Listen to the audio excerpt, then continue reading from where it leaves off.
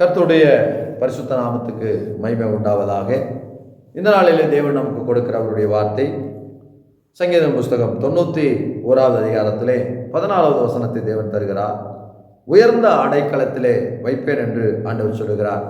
எனக்கு அருமையான இதை பார்த்து கொண்டிருக்கிற தேவ மக்களே, தேவ ஜனங்களே, உண்மையாக கர்த்தர் நம்மை உயர்ந்த அடைக்கலத்திலே வைப்பேன் என்று சொல்லுகிறார்.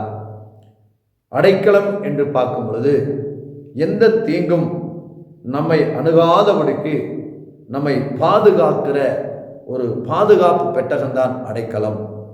அதிலேயுமே உயர்ந்த அடைக்கலம் என்று சொல்லும் பொழுது எவராலும் தொட முடியாத, எவராலும் அடைய முடியாத ஒரு உயரமான இடத்தை குறிக்கிறது.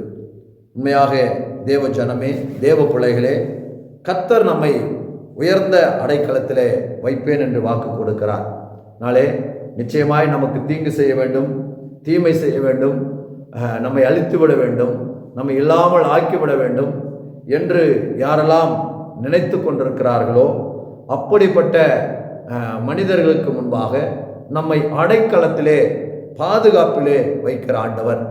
அப்பொழுது பார்த்தோம் என்று சொன்னால், அந்த அடைக்கலம் என்று சொன்னால் கீழாய் அவன் நமக்கு விரோதமானவர்கள் நடமாடுகிற இடத்துல வைக்கிறவர் அல்ல. உயர்ந்த அடைக்கலம் என்று சொன்னால் யாராலும் போய் அதை அடைய முடியாத இடம் என்று அர்த்தம். கழுகு தன்னுடைய கூட்டை உயர்ந்த கண்மலையின் மேல் கட்டுமா அப்படி என்று சொன்னால் அந்த கண்மலை உச்சிக்கு யாராலும் போக முடியாது என்பது அர்த்தம்.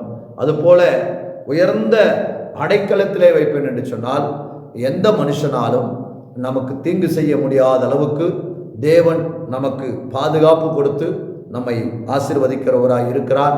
அதனால் நிச்சயமாய் நீங்கள் உயர்ந்த அடைக்கலத்திலே வைக்கப்பட்டிருக்கிறீர்கள். உங்களை கர்த்தர் உயர்ந்த அடைக்கலத்திலே வைப்பார்.